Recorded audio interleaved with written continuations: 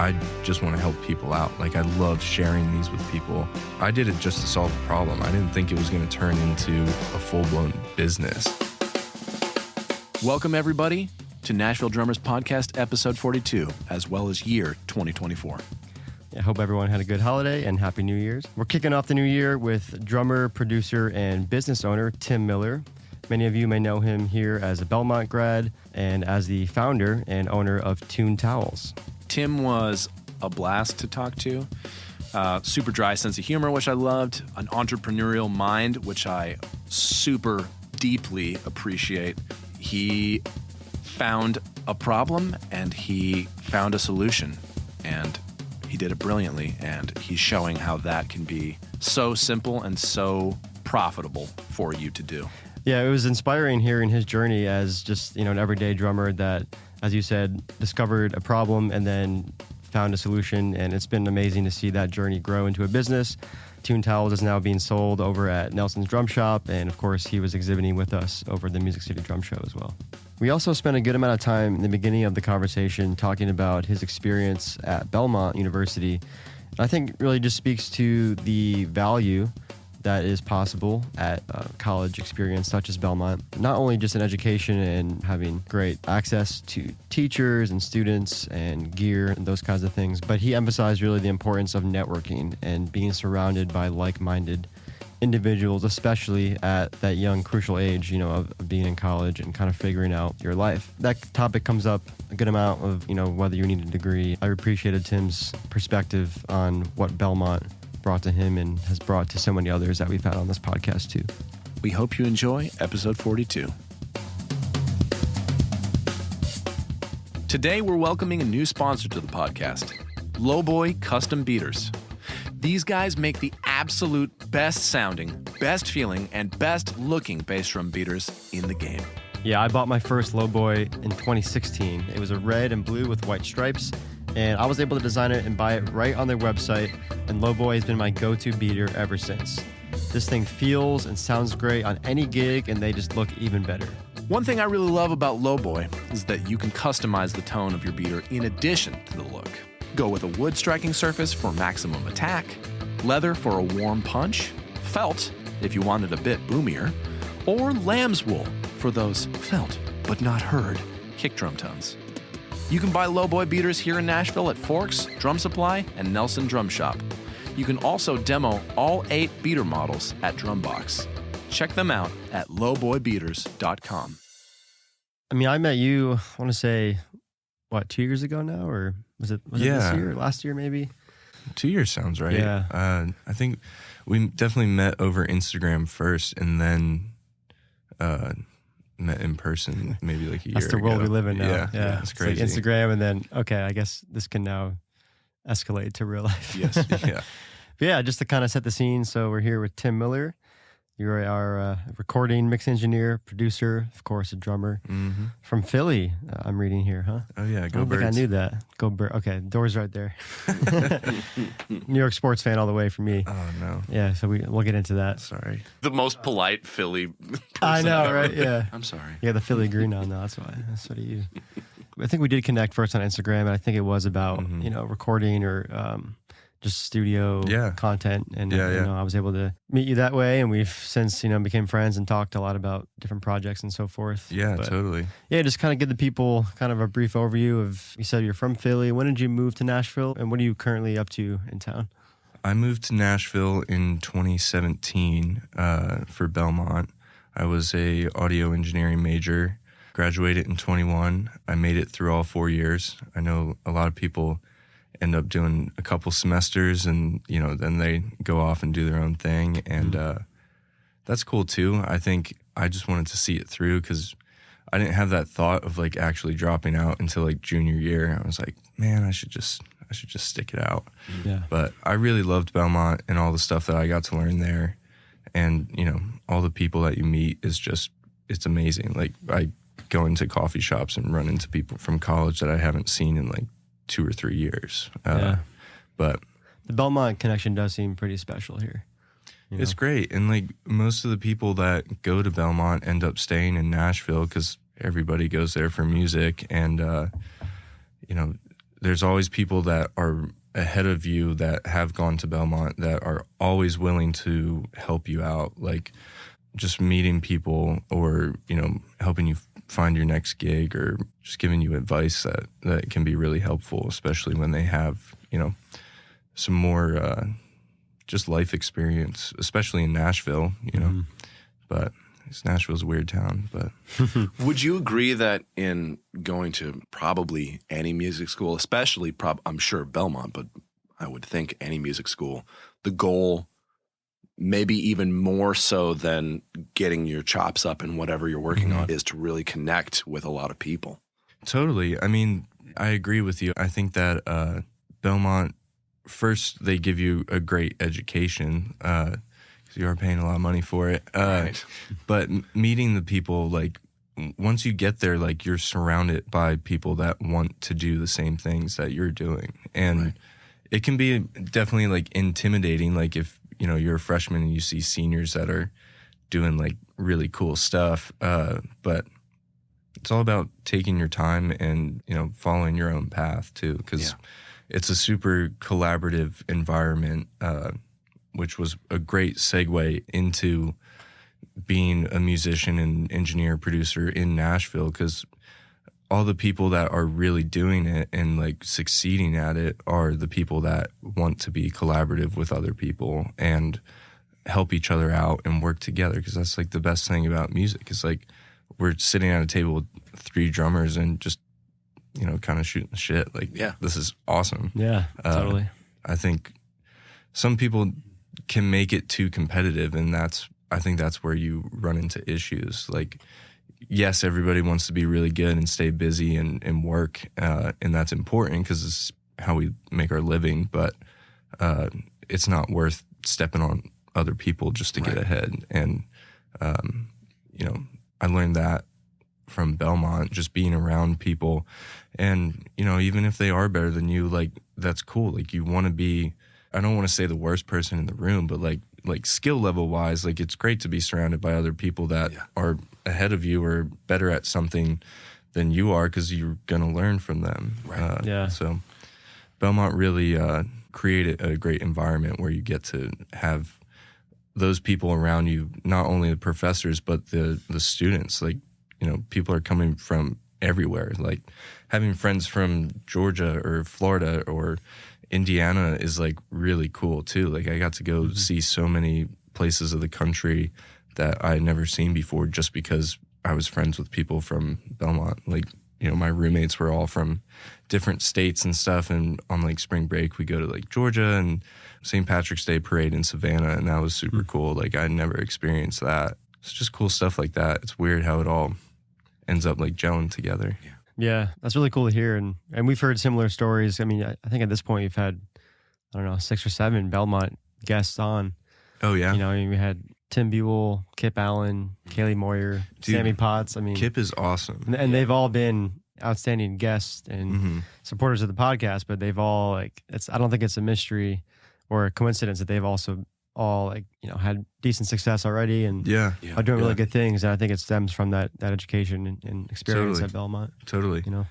I mean, and I'm not saying you have to go to Belmont to be able to move to Nashville and, have a career in the music industry. It's definitely a cheat code to knowing a lot of people in town when you're really entering the start of your actual career. Yeah. So I like to tell people that I've been in Nashville for 6 years, but 4 of those I was in college. So, I wasn't dealing with like really trying to work and like make a living doing it. But it's like a safe trial run, right? Yeah, totally. It's like, okay, can I do this or not? And Belmont really allows you to fall on your face a bunch of times and still get up and try it again. Yeah.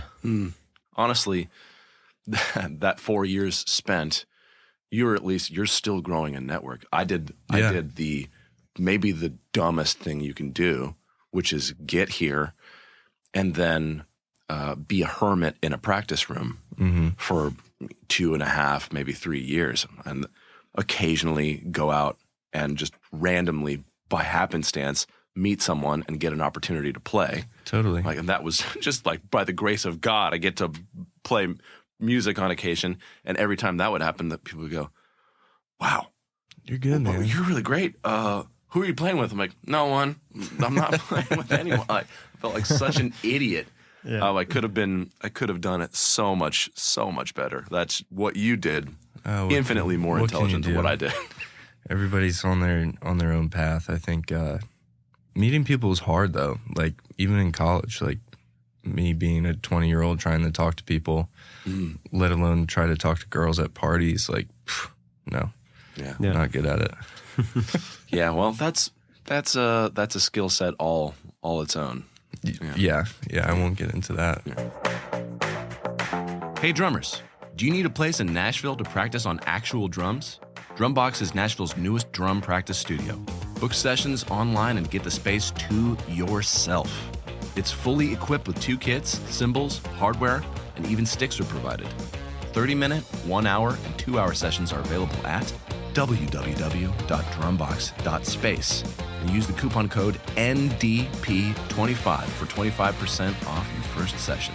Again, that's www.drumbox.space.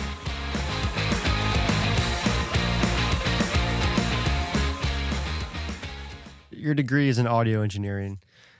So take us back, because this passion for production audio really stemmed from high school for you, right? Or even before then maybe. But take us through that journey and kind of where that interest started for you. Sure. I started on, I guess, like trumpet, like playing in the school band in like 4th grade, and moved to like saxophone. I played flute for like a couple weeks.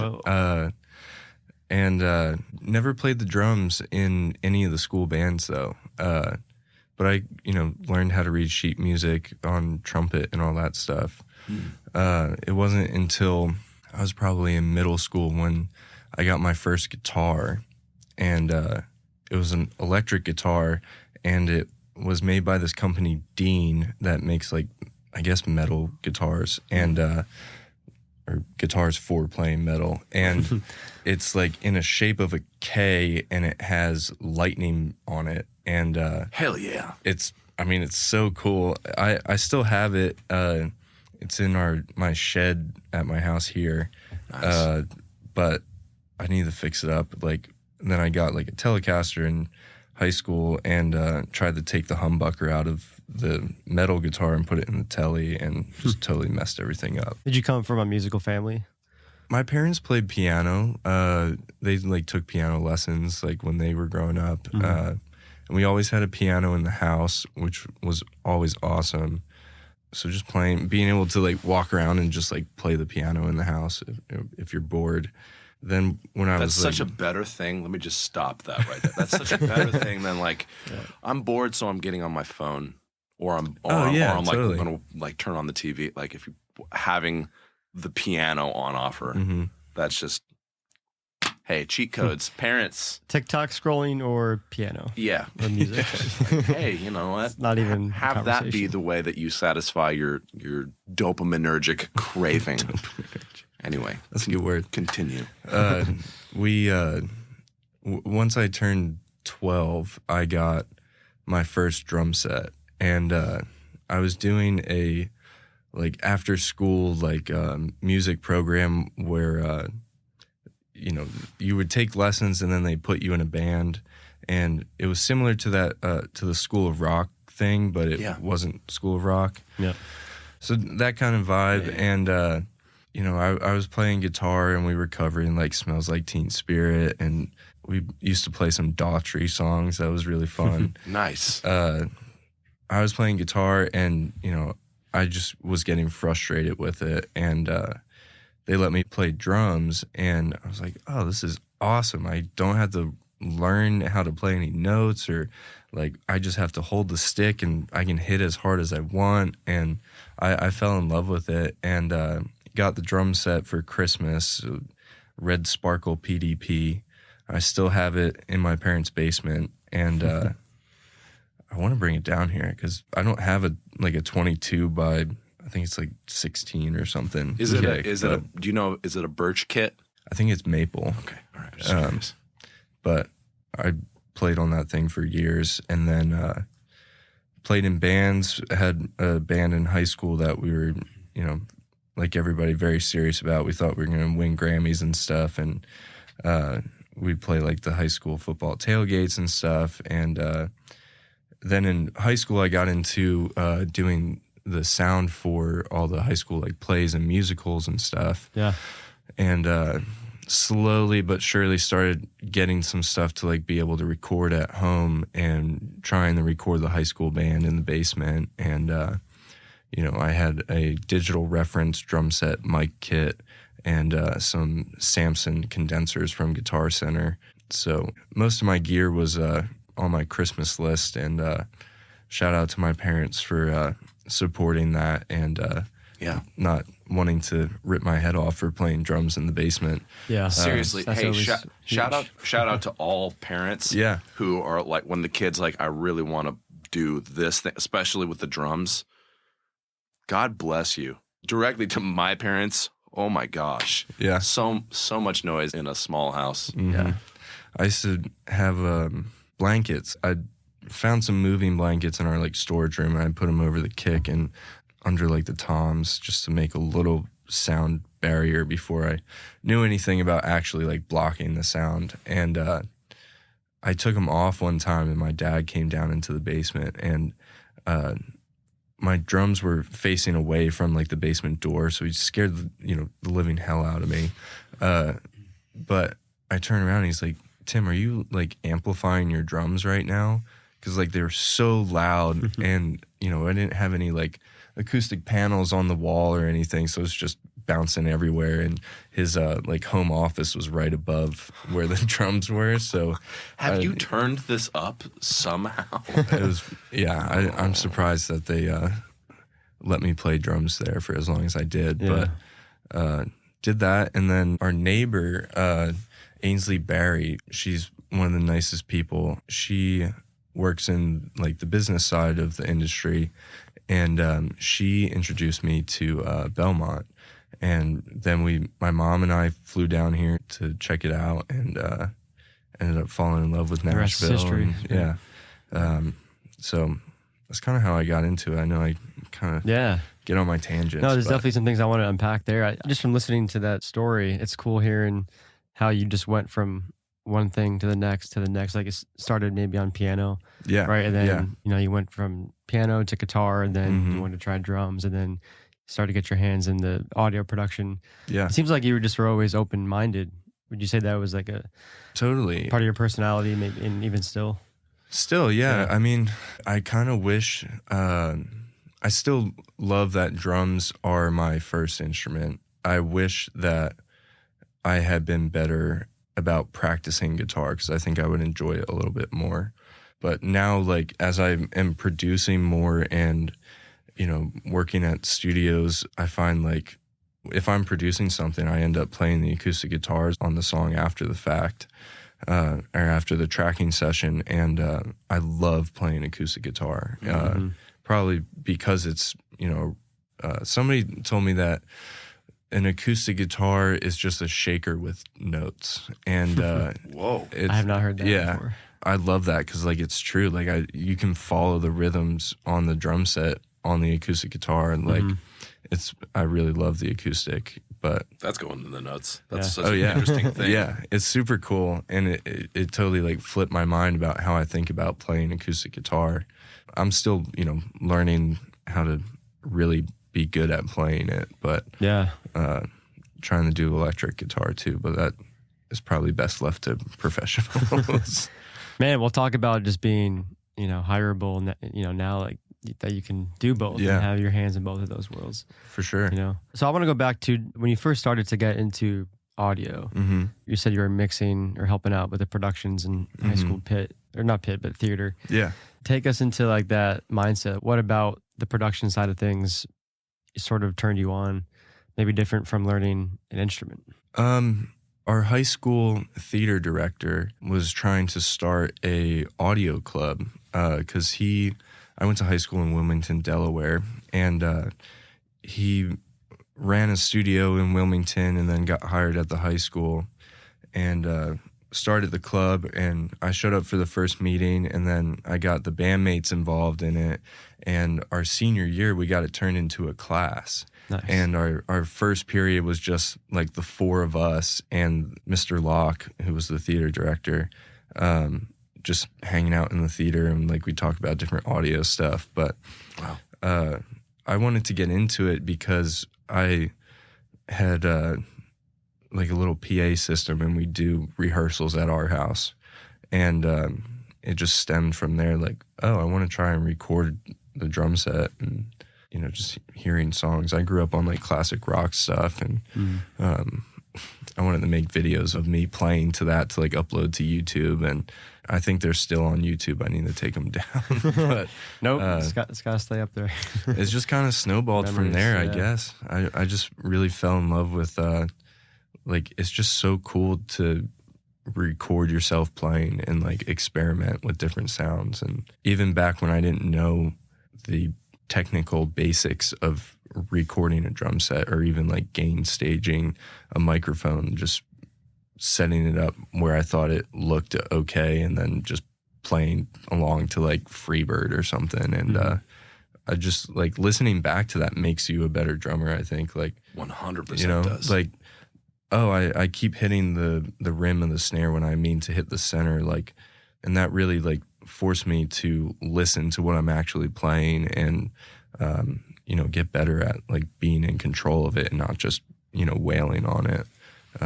We were just talking about this exact thing on our last podcast. That is the part about recording that is so underestimated, I feel like. Yeah. For like, as a player, you should want to be recorded often so that you can have that objective feedback and go, okay, here's what I thought it sounded like, and here's what it sounded like. Here's what actually was happening. And I switch between open and cross-handed playing, like, and there will be little like minute differences in the sound and feel. I'm like, okay, so I'm trying to make those things sound identical. And I've seen a few players that can really sound perfect both ways. And I'm like, that's that. Actually, there was a guy downtown, and it was like, it was so seamless and so perfect that it like blew my mind. Yeah. But it's very rare. Anyway, but that's all a product that you can't get that. You cannot get that without recording yourself. Yeah. Dude, it's a great way to practice too. Just like having I have a little Focusrite 2i2 at home, and sometimes I'll just throw up some overheads, and just so I don't have to set up my iLock and do the whole Pro Tools thing, I'll just open GarageBand and pull some of the loops in there. And I saw on Instagram this drummer, Carter McLean, fantastic drummer. He made a post one time. He was talking about playing like slightly behind the click, and right on top of it, and then slightly in front of it, and pushing it, and just being able to consciously make that decision. Like, okay, the song is 75 BPM, but it's super groovy, I'm going to play behind the beat, or it's straightforward, I'm going to play on top of it, or, you know, let's say it's a train beat kind of country song, I'm going to push it a little bit just to give it that energy boost. Like, those little things make a world of difference, especially on a recording. But not that I'm an expert on any of that, but just stuff that floats around in my head as I'm practicing and experimenting and just listening. But yeah, I mean, the microphone, the camera is not forgiving. I mean, it is what it is, you know. And you only, like you said, you only hear that from watching the game tape. You know, it's like I always go back to football, and you'll see the quarterbacks both when they score a touchdown, but when they throw a pick, you know, an interception, they'll go sit down, and they'll immediately open the iPad, and they'll start looking at what happened. How can I dissect this, you know? I can definitely relate. I just want to go back to your journey, like in high school, of like first getting into the world of production, both video and audio. Because and I think, not to make too big a thing of it, but I think a lot of drummers, you know, we have like that tinkering mindset, and especially the drum set. Think about the drum set; it's multiple instruments, it's different dials and tuning and hardware, and it's not just a guitar. There's Yeah. so many pieces to it. So I think for us that fell in love with that instrument or gravitated towards the drums, I think audio, and production kind of serves that same, at least for me, it serves the same, passion and experience, Yeah. just tinkering with EQs and camera angles and settings. And, do you feel that same way? Totally. I think that's kind of why I enjoyed it so much. Like, before even knowing about being able to go to college to study it, and like, I didn't even know people were doing it for like a career. And I just thought it was fun. I'll have to show you guys the picture if I can. My phone's around here somewhere. But I was going through Facebook and I found one of my old posts from like 2012, and it's a picture of my studio setup, and like the caption on it is, "The studio setup is always growing," and it's like I was using my grandpa's home stereo system for monitors, and I was working in GarageBand, I think, and I had like 2 laptops, an old like PC that was my dad's, and then I had like a older like MacBook, and I couldn't tell you why I had 2 computers, but just like tinkering with all that stuff, like you said, is just like, there's a creative aspect to it that is just so much fun. And then getting to mix that with the drums too. And we recorded some songs with the high school band, and our theater director and teacher let us borrow a bunch of his like really nice microphones and brought them home and set them up. And I think we spent like the whole weekend in the basement just like experimenting. Like, I had no clue that putting a microphone on the center of the guitar cab was going to make it sound brighter than moving it to the outside of the speaker cone. Yeah. Like, I had no clue. We were just experimenting and getting to be creative both on the drum set and recording stuff. It just made it such a fun experience because everything was so new. And now like I'm still super excited by it, which is like is really cool. I mean, everybody's always coming out with new plugins or new microphones and stuff, but I think the creativity was really what drew me into the recording side of everything. Yeah. Yeah, like you said, that experimentation, I think, is pretty unique to that world of production. I mean, obviously we experiment. Any artist or musician, there's always going to be growth and a chance to experiment on the instrument, but it feels like it's less complex. Like, okay, if I tune the drum, it now sounds this way, right? But with audio, like, you can make one change, but then there's like 3 other changes down the spectrum, whether it's hardware, then software, and then mic placement. Like, there's so many more intricacies, I guess. Well, and knowing that change that you're making, if you're creating a song, that changes a permanent way that you're like decorating time. You know what I mean? Yeah. That's you, like you said, like, oh, cool, I can change the tuning on my toms, on my snare, whatever. I can switch out the cymbals. Oh, I can even put them in different spots. Fantastic. And then rhythmic experimentation. That's all fantastic. And that's the thing that I'm obsessed with. But when you're doing that in a recording setting, that's forever. Like that song exists now. Here you go, world. Yep.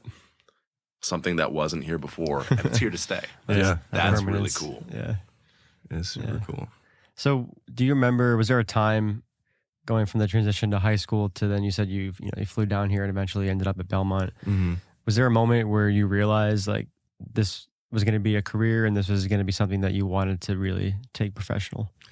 Totally. I think, I guess I don't know about a specific moment, but my whole freshman year of college, just being constantly surrounded by it, I did not do anything like in the school of music at all.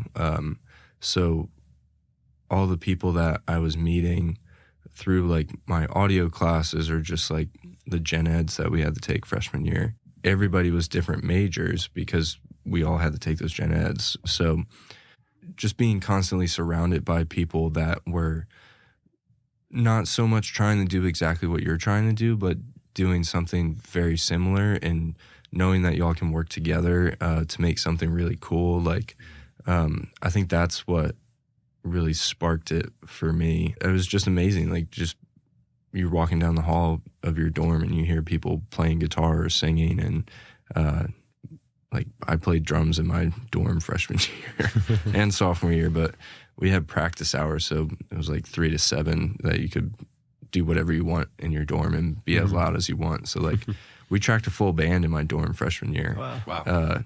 It was so much fun. Like just everybody was like so down to work together and, you know, try new things of, you know, writing songs or starting new bands or whatever.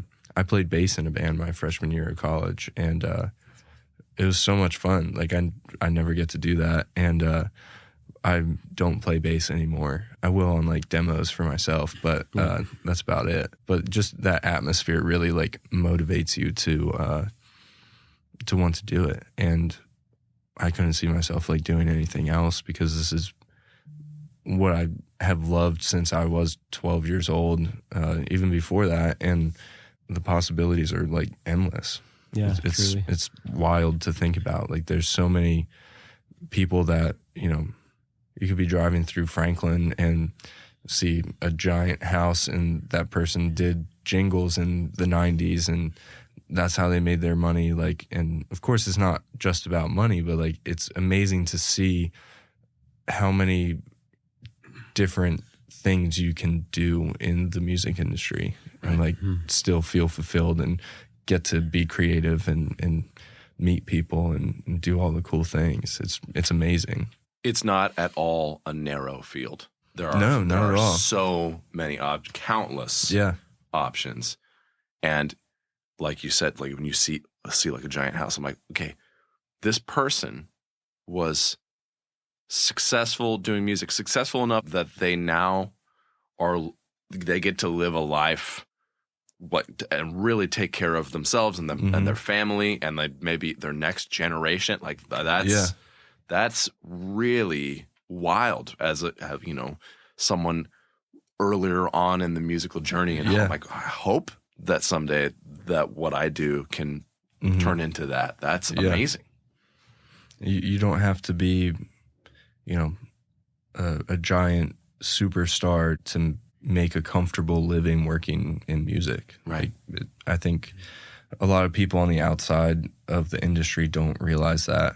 And I don't know, like you said, the possibilities are endless. Like you can do so many little things that add up. And like, that's one of the things I really love about it, is like having my hands in a bunch of different stuff, like from playing gigs live or, you know, playing in the studio to engineering in studios, or you know, I play acoustic guitar for like writers' rounds sometimes, just to help out some like friends that are artists or whatever. So it's cool being able to have every day be different. Yeah, I couldn't agree more. The music industry is definitely multifaceted, and now more than ever, you know, there's more ways to make a living. Yeah, it's not as cookie cutter as maybe we, you know, were taught or that it used to be. It's a good transition too, because, you know, you're a man of many talents. We're hearing musically, because I didn't realize you played all those other instruments, to audio production, but then you're also a business owner. I want to talk about Toone Towels. Tim was gracious enough to give us a few towels here. And for those that don't know about Toone Towels, Tim is the founder and the owner and the production manager and the intern. It's just you. So yeah, tell us what that is, and we'll get into that backstory. Sure. It's definitely, I kind of stumbled into it, honestly, but it's been a totally like new journey in itself. You know, I know you guys know that people use the like terry cloth towels on their drums, and I started doing that as well. And I was using like gaff tape or chip clips, you know, anything I could find. And, you know, like most people, using bandanas or whatever, because I really did not like using moon gels, because they'd always get dirty. I'd lose them. I would never clean them off. They're or gross. Yeah. You throw them in your, you know. They just don't last. And they leave gunk. Yeah. Yeah. You throw your kit in your gig bags, and then you get to the gig and your moon gel rolls away and then it's in the bathroom at the East Room and you don't want to touch it. Don't want to touch it there. You know, yeah, exactly. But so I started using the towels, and I moved into this house that I've been in for the last like 2 years, and I still am like getting rid of random stuff I've had like since college, and you know, slowly but surely like getting rid of all the t-shirts I've had since like high school. So trying to dress like an adult. And but while I was doing that, one day I found these magnets, and they're like they come in like a cube, and they're like spherical magnets, and they're called bucky balls. And like, you know, I guess you can use them to stick stuff to the fridge, or just to like keep your hands busy. Yeah. I was like, okay, I'm gonna try using these, and they stuck to the drum. So I started putting the towel on the drum and then putting the magnets on the outside just to keep it there. I was like, this is great, because at the time I was leaving my drum set at the studio I was working at, and you know, so they didn't move, and I wasn't worried about losing the magnets. And it was my boss who told me, he was like, dude, like that's a great idea. Like you should find a way to sew them into the towel. And I was like, oh yeah, I guess that's a great idea. So I definitely owe him for that. So I started making them January of last year, and you know, I went to Home Depot and I bought like a pack of like shop towels, and I was sitting there in my room with a sewing kit that I bought from like Walgreens, and I was trying to break the seam on the end of the towel to put these magnets in there, and then I was trying to sew it back up, and I kept stabbing myself. And then I eventually got away from the round magnets and switched to these cylindrical magnets, and started sewing fabric on each corner, just so it's like a little pouch for the magnet.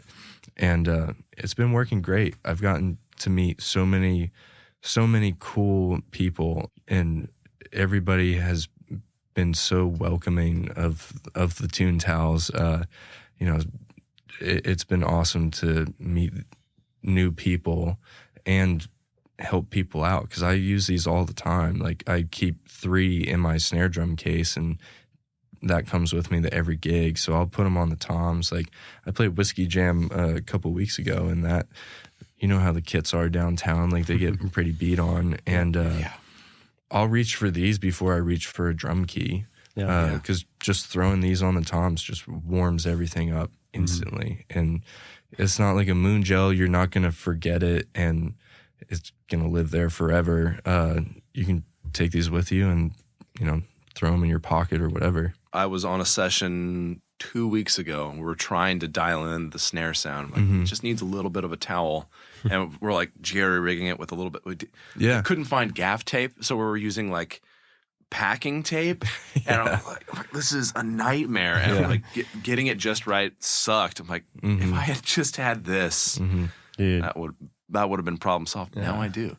Yeah. Now I've got more songs to do for that same session. I need to go back and finish it. I'm going to bring that Yeah, along. these. We'll get these on camera. These are freaking awesome. I'll just say I will never not use a Toone towel. I love the color. The logo is awesome. Super fun and playful. It's brilliant, and it goes back to drummers. How we just solve problems, right? Yeah, totally. You combine that with, you know, more of an entrepreneur mindset that you have, and dude, so happy to see the journey. I'm seeing them all over. It was one of the recent Nelson drum videos. Yeah. I think Bryce was using them. Yeah, Chris Bryce. Yeah, he's a great drummer. Yeah, like in the studio nice guy, live, these things are awesome. You've heard of Drum Supply, but you gotta see their shop. It's a drum shop experience like no other. They're packed with all the gear a working drummer needs, and so many parts, noise toys, and accessories. It's a toy store. Curated cymbals, kits, and snares. The hands-on percussion room is nuts, and their custom shop work is fast and affordable. Andy and the guys know their stuff, and they're ready to help. And the big news? They've just moved to an awesome new location near the corner of East Trinity Lane and Dickerson Pike. Still in East Nashville, just a couple miles from their old spot, the all-new Drum Supply is twice as big, featuring a dedicated cymbal room, a lesson space, and even more drum gear than ever. Go see the new drum supply shop for yourself. Now open 11 to 5 at 2211 Dickerson Pike and online at drumsupply.com.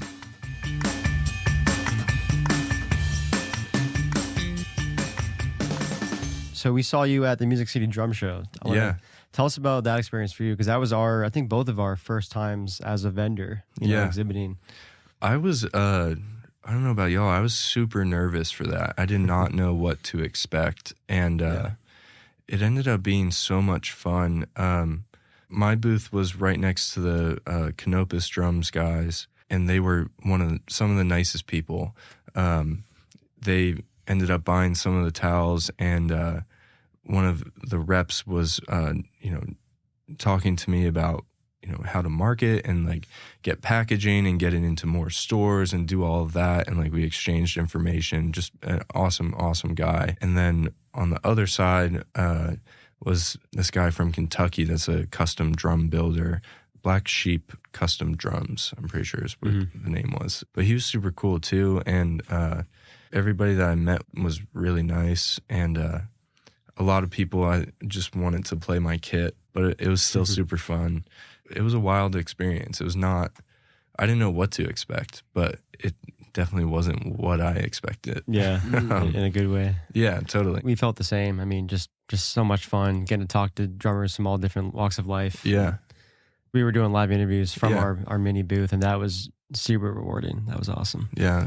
It felt like a risk to be like, well, what if we spend this money, which is not like a crazy amount, but still like we're not in a place where the podcast is like paying us. So what if we just spend this money and we're just sitting around with, sitting on our hands looking like assholes. But it ended up being just such an incredibly rewarding experience. I can't wait to do it again next year. Dude, it was a lot of fun. Like you were saying, it's interesting to meet drummers that, some have day jobs and they like to play when they're not working, or some people are playing full time or part time, whatever. Like, it's so cool to meet all these different people. And it's so easy for me to talk about these because I don't feel like I'm trying to sell people on them, because I believe in it enough and I get the use out of it for, what they're designed for. Like, I just want to help people out. Like, I love sharing these with people. Right. Because I think it's such a good idea. And, not to toot my own horn, but like, I did it just to solve a problem. I didn't think it was going to turn into a full-blown business. Right. And I have no clue about running a business. Like, I just want to share them with people. Dude, So it's been super cool and very rewarding to see the idea like really come to fruition, and seeing other people like really enjoy them and actually use them. Right. So that it's must super be cool. So gratifying, right? Yeah, it's awesome. I think, like you said, I think that is why any small business has success, because it starts from that really honest, genuine place, especially if in your case, like the single owner of the business is himself or herself the user of said product, right? Definitely. So like you said, you were just solving a problem, you were showing your buddies, probably a lot of word of mouth. It's really awesome to follow your journey and see now there's a lot more content. Thanks, Every time I see a Toone Towel on the video, I'm like, that's my boy Tim. Let's go. And it makes me so happy. Dude, Nelson's Drum Shop has been super, super great to me. I brought some in just to show Lemmy and Bryson. And, I was more so looking for like feedback, because this was before I had the logo. I was still figuring out how to like actually sew them onto the towel. And they're like, man, these are great. Like, can we buy like 30 of them? I was like, yeah. You're like, I've only made 5, but let me figure that out. Yeah, I ran home, and that I think I was still making them with like just holding the needle in my hand. Wow. And I was literally going to make a joke earlier about you hand sewing them. He hand sewed them? I'm like, no, this dude did. I did for a while. Let me just say that the joke that I didn't make, that maybe you thought I was going to make, but I didn't, was actually not a joke at all. Listener. Hey, I know you were thinking it. Yeah. So that happened, and it was mind blowing. It was like an actual drum shop like wants to sell these, and I definitely had like a panic moment of like, oh my gosh, like I actually need to like figure out how to do this. Running the business, let alone actually making them. So I went to Walmart and I bought a sewing machine, and I spent like a whole Saturday just watching YouTube videos of old ladies, teaching you how to sew and like, thread the machine and all the different stitches that you can do and how to like lock the stitch so that it doesn't come out. And I was like, man, at 25 years old, I'm learning how to sew. Like, this is not what I expected. But wow, it's honestly really relaxing. Like, some people get into knitting or, reading or whatever. I've been watching Suits. I'm way behind on it, but I'll put that on the TV and I just sit there and sew, and then I'll make as many as I can, and then I do all the screen printing myself as well. So I'll sew them all, and then once I have like a good batch, then I'll screen print them all, and I just set them on my bed to let them dry out, and I go do whatever, and it's been wild. Yeah, Nate and I are both looking at each other. I was watching you as he was telling us this, like just the gumption, the balls to do all this yourself, learn it. You're watching videos. I mean, inspirational. Yeah, right? dude. Is that what you're thinking? Thanks. That means a lot. Let me just stop and say officially that sewing is badass. And I've never realized until this moment that sewing is badass. Yes, let's go. Dude. I took like one home ec class in high school. I think that's the only time I've ever sewed. I didn't even take a home ec class. Yeah, dude. no, clearly not. I went to YouTube Academy for this, but man, would you? Okay, here's a question for you. Would you now? I don't know how this might be dumb, but would you consider sewing now a hobby? Are you simply sewing for the business purpose, or is there a part of you that's like, I would kind of maybe do this to relax? Maybe. Okay. It depends on what I'm sewing. I don't think I could make any like clothing alterations, but so if you need your pants hemmed, don't hit me up because your pants will. I was going to ask. They'll look have bad. I have a few tears in some pairs of jeans that I loved. And I need some. I tried. I did. I tried sewing jeans that I love, and just from like playing gigs in them and stuff, and the crotch like ripped, and I tried to sew them, and I thought I broke my sewing machine because they were like all wrapped up in the sewing machine. I was like, oh no. I mean, now that I know how to do it, I think it's a cool hobby. Like, it's cool that it's not, I mean, the end goal with the sewing is still like music related, but I think it's so important to have hobbies that are not music related. And doing the sewing is almost like therapeutic in some weird way. Yeah. Dude, we got to set up a master class with Tim, just how to sew. That'd be I don't know really if I'm fun. qualified to teach how Or people how to make a sew towel. just yet. That could be really cool. Totally. But and it's been really cool. I've had a lot of friends help me out with like sewing them, and my girlfriend's mom has helped me sew, and she gave me some pointers and stuff, and everybody that I talk to is like really stoked on it, and it's very motivating to have people like interested in something that you're making with your hands. Like, it's cool. Yeah. And there's that side to it, but on the other side, like, it's so cool to help people out and solve a problem that so many drummers have been dealing with forever, Yeah, it really is so simple, but what you've created is really genius, and it just works. Thanks. Well, and it occurs to me, so you said you basically spent one Saturday just YouTubing this stuff, and then from there, it was go time. Well, that means that the barrier to entry for you to create this product, which is now doing well, was actually fairly low. Totally. Which means that probably for a lot of problems that exist, the barrier to entry is probably lower than we're imagining. For sure. That's a good point. That's like, for me, with bringing it back to using Logic, there was a huge. I bought the program. And then I was just like terrified to just jump in and just start messing around. Yeah. Well, what if I just can't do anything? And I'm like, no, first of all, just like bite the bullet and just spend a day trying to figure that out. But it's not just that, it's whatever you want to do. If it's sewing or if it's using a new app you haven't used or whatever it is, maybe just spend a day YouTubing it one day, sacrifice a day of your life and try to figure that out.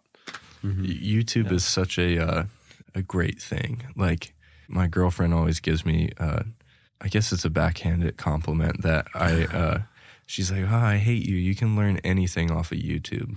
And it is usually like simple stuff. I'm not learning how to do open heart surgery on YouTube, but Not yet. Not yet. Yeah. I haven't gotten into that. Like I've been watching YouTube videos on learning Logic, and like I've been working in Pro Tools for the last 2 years that I've been a professional audio engineer, and now that I'm trying to learn Logic, like it's similar, but totally different ball game, and like just being able to go to YouTube and like ask YouTube the question and it pulls up a video, and like now it even gives you like a timestamp of when whoever's video it is talking about the thing you're searching for. Yeah.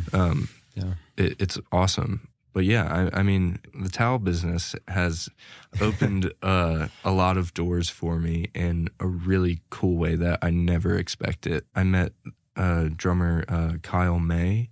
Yeah. I saw that video. I think he had one on every tom and snare, right?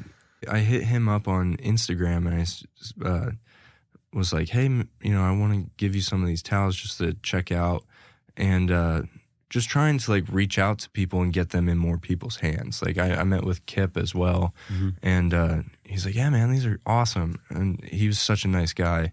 And just been doing things like that just to get them in hands of other people and have them experience it. And Kyle was kind enough to make a whole video of him playing with the towels, and he has a lot of Instagram followers that were all reaching out to me about buying towels, and like it's been so cool. He was so helpful to do that, and like just picking his brain. Like he went to Belmont and is now doing the things that I want to be doing, and it's inspiring to have those people even though they're like new friends, but still have them in my life where they're wanting to pass on the wisdom and help out the other people that are maybe just getting started. And so then it makes you want to do that, Yeah. That's influencer marketing 101 right there. Identify an influencer, someone in your audience's market, right? And yeah, Kyle's great. We got to have him on, and We do. Yeah, the content he's dope pushing his knowledge from both being a great drummer, vinyl artist, right? His studio, the tones he's getting is just unreal. Yeah. They're just perfect. It is unreal, dude. He like walked me through his whole setup, and I was there for like an hour and a half. We were just talking about stuff, and it was super cool. Good on you. You reached out to him, and then you just wanted honest feedback. You wanted someone like him to at least have them in his hands. Yeah, totally. Without that mindset, it's sometimes easier for people to think, oh, well, I've built or I've created a good thing. Why isn't it growing? Why aren't people coming to me? Right. But you always have to be your biggest supporter. Like no one's going to love it as much as you ever will. Yeah. Yeah. Nobody is, like I said, it's so easy to reach out to people and say, hey, like, can I drop a couple of these off and maybe like bring you a coffee and pick your brain? Because like I'm still figuring it out. Everybody is. And the towels have been a great way to like meet people and make some new friends. And, all those people like Kyle and Kip, they've been super cool and helpful in giving like feedback on the towels and, just promoting them on their own pages. And I didn't really expect any of that. I want to share them with people that I know are going to use them and enjoy them. And that's the best, right? When it happens naturally. Yeah. Because like you said, it started because you created a genuinely good product, and it really does speak for itself. So if someone wants to get a hold of these towels, give us the quick plug for Instagram, website, how to order one of these. Sure. I'm still working on a website, but I take all the orders through Instagram. It's just at Toone_Towels. And that's been really cool too, because people will reach out and, is there a website I can order these from? And it's me replying on Instagram like, no, there's no website. Just shoot me a Venmo and your address and I'll put them in the mail tomorrow. And again, not what I expected at all, but it's been super cool. Like just getting to talk to people from Sweden or like Canada or Texas. Like these towels are going all over, and it's crazy. It's so cool to hear. And just for your sake, I'm going to say to all the listeners who are trying to find that currently, Toone, Toone. Mm-hmm. That's important in the searching It and the is. finding. I wanted to, it was my younger brother who helped me come up with the name. I have one name that I wanted to use, and I think it was something dumb like Timmy Towels or something. And Just look at the alliteration though. So it and works. yeah, and I was talking to my brother on the phone, and he's a junior in college, and I was like, dude, I can't think of a name for the towels. Like I have this idea, like, and he was asking like, well, what do you do with the towels? And I was like, well, you put them on the drum to like kind of help tune the drum. And like, I mean, he has been around like music because it's been in the house, like rehearsing, and he's come to a million shows when I was in high school. But he's not like a musician. So he was like, oh, you're like tuning the drum with the towel? And I was like, yeah. He was like, you could call them like Toone Towels, like Tune. And I was like, okay. And that got the wheels spinning. And I didn't want to take it too seriously. Yeah. Because it's a towel. Yeah. Like it makes me Right. think of the South Park towel. Yeah, totally. I have don't been forget a thinking towel. that the entire time. If I can get them to collab, that'd be so cool. Have a You need a towel-y South Park Toone collab. towel. Yes. But I went with the spelling Toone because I think it just like made it a little bit goofier, especially with the logo, the snare drum being love with the that. hands. Yeah, I was and gonna feet. say the logo just gets me every time. Is that supposed to be like you're kind of spreading the towel out, or Yeah. just like whatever, It's been Here it super is, cool. yeah. So all of this stuff is like, I feel like this is a story similar to a lot of people that are doing things they didn't expect to be doing. Like I've just kind of stumbled into it because I wanted to solve the problem for myself. And now it's turned into like, not quite like a full-time thing, but I think it could get there. And again, like I enjoy it because I believe in it, and it's so much fun. It's a great excuse to like meet new drummers and people that, work in the music industry or not, or, they want to buy a Toone towel for their husband who works a day job and plays drums in the basement on the weekend, or, stuff like that. Like they're for everybody. Yeah. If you really want to have one in your kitchen, you can just stick it to the fridge and, wipe up stuff Didn't with even it think if of that. you want. Multi-use right there. Dude, my whole house love is that. covered in Toone towels. Honestly. I was Toone actually towels going to. everywhere. Could you, theoretically, sew me a pair of pants made entirely of Toone towels? Probably. And would that be good marketing for you? You probably couldn't walk past anything metal though, because you just get stuck to it. Oh, that needs to happen. That's actually. I'm thinking like Impractical Jokers. That imagery is Yeah. incredible for me. So Like the Velcro wall that you put on the Velcro suit and you jump at it. It would be like that. we're doing it. It's ladies and gentlemen. It may not happen today or tomorrow or even in the next year, but I swear to you Toone towel pants. that I'm going to commission a pair of Toone towel pants. It's going to be a thing. Why did I know that you were going to ask that seamstress. eventually Did today? you really? Well, I'm predictable. Yeah, kind of. Hey drummers, are you looking for something to aid muscular recovery, nervous system regulation? Something to help you age gracefully, or just looking to feel like the best version of yourself? If so, you gotta try a sauna and a cold plunge.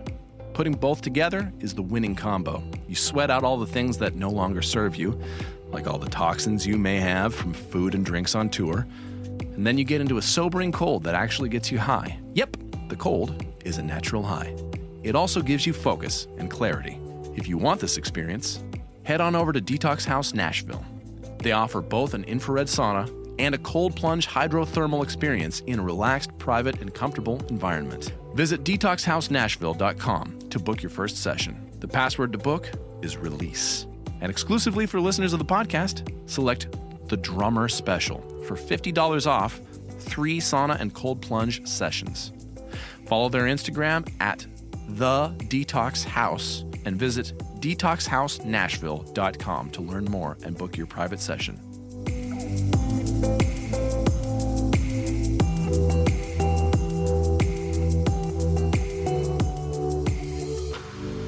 Let's quickly transition into just some more drummy topics, as we wrap up. I want to learn more about the gigs that you're on and, you as a drummer, maybe some drumming influences as well. Totally.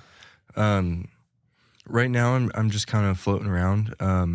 I have been working in studios more than I've been playing out. And I play for a couple different bands. I've been playing drums for a country duo called Mac Martin, and we've been friends since like freshman year of college, and they're amazing. And I've been fortunate enough to produce some stuff for them as well. So we played, Whiskey Jam before they moved downtown, and like we've done Bus Call, stuff like that. And they're fantastic songwriters as well. So just kind of like one-off stuff like that is really what I've been doing on the drums lately. I'm trying to maybe play a little bit more out because I love getting to play drums, but I also love the engineering, and finding that balance is something I'm still figuring out. I'd say I'd like identify as like a producer and engineer, and then in my mind, like the producer side of things, like the drums are wrapped up into that, because when I'm producing something, I'll play drums on the session, and then I end up, doing all the vocal production with the artist and mixing it, and even playing guitars, acoustic guitars at least, after the tracking session. And that's been working for me. I really enjoy that, like, workflow. Yeah, I mean, aside from Mac Martin, I tend to live, like, kind of in the country world, playing drums for different various artists. I have been playing drums for an artist, Ashton Angel, who I worked with at the studio, and he's a fantastic artist and super great guy. And he's, starting to ramp up live shows. So, gonna keep playing with him. We did Whiskey Jam, a couple of weeks ago, like right before Thanksgiving. And he's a super, super great songwriter as well. So it's really cool to have this balance. And it's interesting hearing that balance for you, how it seems like you're, as you said, you identify first as that producer, audio business person, but then the drums are always there, and like the drums you can always go to them when you need to, whether it's like, oh, I'm going to pick up a Whiskey Jam gig for next weekend. Yeah. Or I'm going to you actually play the drums on these sessions. That's probably really useful for the artist, right? Totally. It's been cool. I was talking to a friend of mine, and as of recently, I'm going the freelance route with engineering, and that's been a journey on its own, just like figuring that out. But I've always been a freelance drummer, so just figuring that out. But a friend of mine was telling me, like, okay, now that you're going freelance, now is the time, and you're still kind of getting started in your career. Like, I've been out of college for 2 years, just turned 25 somehow. And he was saying, like, now is the time to identify as what you want to be. Like, even if you're not fully, full-time doing that thing, like not being a jack of all trades, but a master of none. And like, I love playing acoustic guitar, and if somebody hits me up to accompany them for a writer's round, I can do it, and I'll probably say yes to it because it's fun. But producing and engineering is like where my mind, where I feel most fulfilled. And, the drums tie into the producing thing because I love playing the drums, and I get to play the drums on the stuff that I get to produce. So it's cool to have those be like my two main things. And you know, not that I'm not gonna play a gig live, because I love doing that as well. But trying to, like, as everybody is trying to, like, find your path, I guess, and not to say you have to stick in one lane and be in that for the rest of your life, but just navigating how to not have everything, but do the things that you really want to be doing and still be able to eat and pay your rent and stuff. Yeah. Well, sometimes it's good to just pick a path. Like you said, it doesn't have to be for life. But Yeah. if you just go, you know what, for the next 3 years, this is going to be my focus. Totally.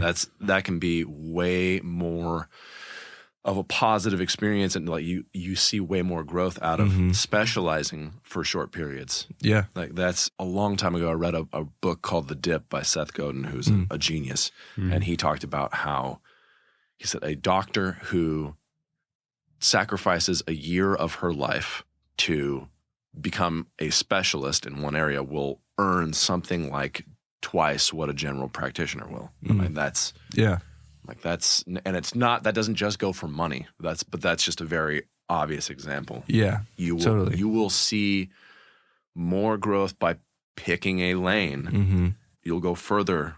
Just choose a path for a year. Just 1 year. Totally. Yeah. I mean, even if it's not music related, like, right.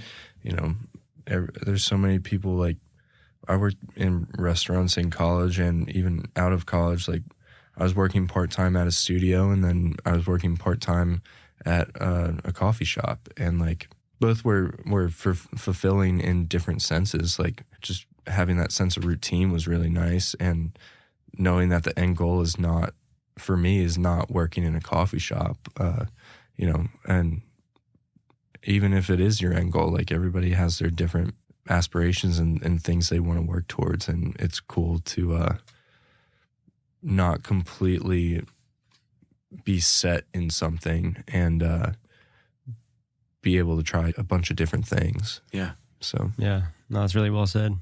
It's a good point. You know, it makes me think of, like, someone's Instagram bio, right? It's like, you know, using you as the example, would you put, and I don't know what your bio currently says, but I'm pretty sure it doesn't say this. Like, if you had written, you know, drummer, producer, engineer, guitar player, piano player, is someone going to go, oh yeah, that's my guy? Probably not. Versus, it's, you know, like, almost producer and drummer. too Like, much okay, to take in. That's I can now, not that you have to, I don't think it's healthy either to put people in boxes, but if you are in control of defining that box, especially for a hired gig, you know, that's going to be really helpful. Totally. I mean, nobody knows yourself like you know yourself, and you know, how you want to market yourself is how you want to market yourself. Like, I don't know, I love working on music in any capacity, and the fact that I get to do that is sick. So love it. Well said. And I'm climbing at that pinewood box, digging at a grave. If I could only bring her back to life, I might be saved. As it is, there ain't. We'll start with the traditional okay, let's do it. favorite places to grab a bite in Nashville. Dude, if I'm gonna ball out, there's this new Italian restaurant in Germantown called Pilato's, and it's like a tapas style Italian restaurant. So, you know, they have a bunch of small plates and you just order a bunch.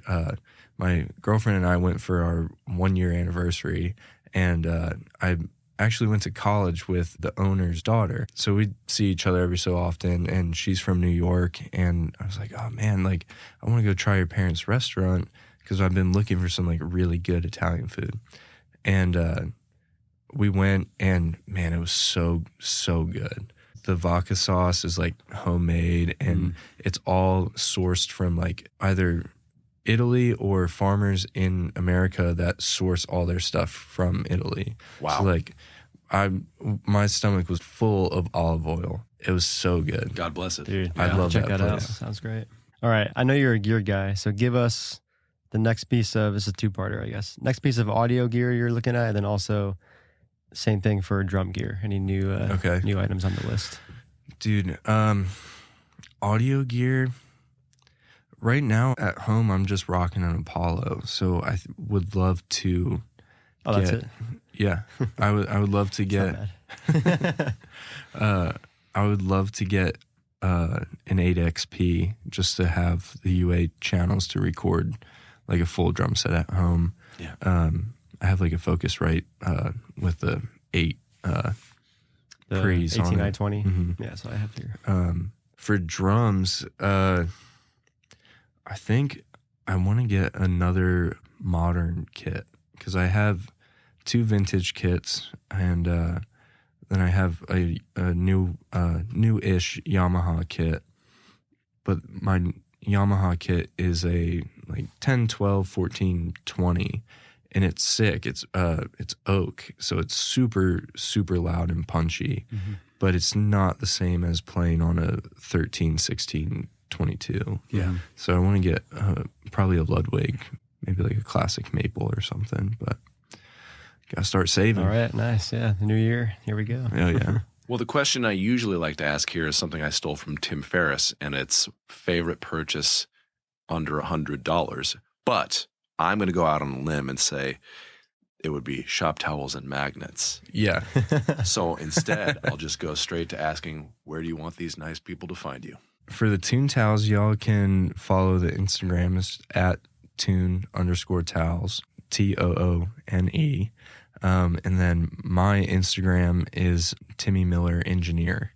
Shoot me a follow, and if you live in Nashville and you want to buy a towel, hit me up because I love hand delivering them to people and getting to Wiping the sweat from their brow with yeah. Hey, if you their tears. don't want to use a towel on your drum, you stick it to your cymbal stand and use it for that.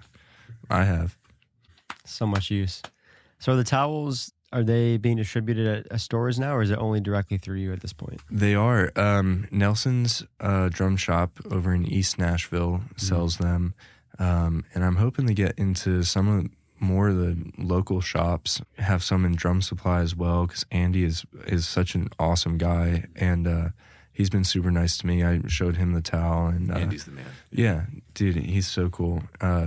Their new store that's opening is like on the street that I live on, so Oh my gosh, I can yeah. walk there. And which it'll is- be open by the time this airs, so yeah, which is everybody go check it out. it's for sure. dangerous. I'm gonna be carrying drums back to my house. That is dangerous to live on but- this. Oh my gosh. What he's going to do with all of that extra space after what he was able to do with the small space. Yeah. Like, I'm so excited Yeah. to see what happens there.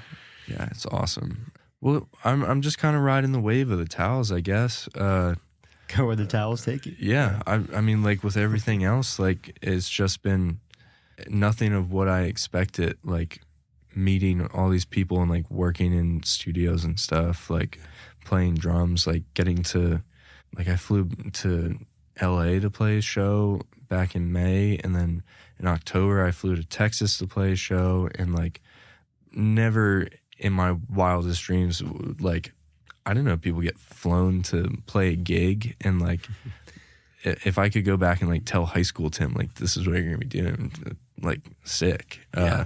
So just trying to ride the wave of that and like enjoy it, because like I don't know, I don't want to be always looking forward to the next thing and then miss the times now, and like just be in the moment and enjoy it. Like it's maybe not the most like financially stable I am right now, but like I love what I get to do, and I have great friends, and like I'm getting to meet, like I know you and I have known each other for a while now, but like getting to meet you and just hang out and talk about drums and like just being a musician is like so much fun, and just enjoying that stuff, I guess, you know. Couldn't agree more. Yeah, so well said. Well, Tim, it was so good to have you on. It was Yeah, thank really, you, Thank you man. so much for It's sharing been your awesome. journey. I think to others, especially, that your story is super inspirational. Thanks. And yeah, definitely everyone check out Toone Towels, and be good to talk to you going forward and seeing where everything takes Yeah, you. It's dude. super exciting. Sweet. Thank you guys for having me.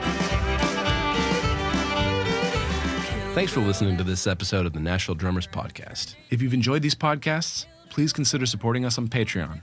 For $5 a month, you can help support this dream and keep the ball rolling for us. Believe it or not, it's not free or even necessarily cheap for us to make this thing go. To sign up, go to patreon.com/Nashville Drummers Podcast or click the link in our Instagram bio. All of your help is greatly appreciated. Check out our new website, NashvilleDrummersPodcast.com. And if you're not already following us on Instagram, you can follow us at Nashville Drummers Podcast.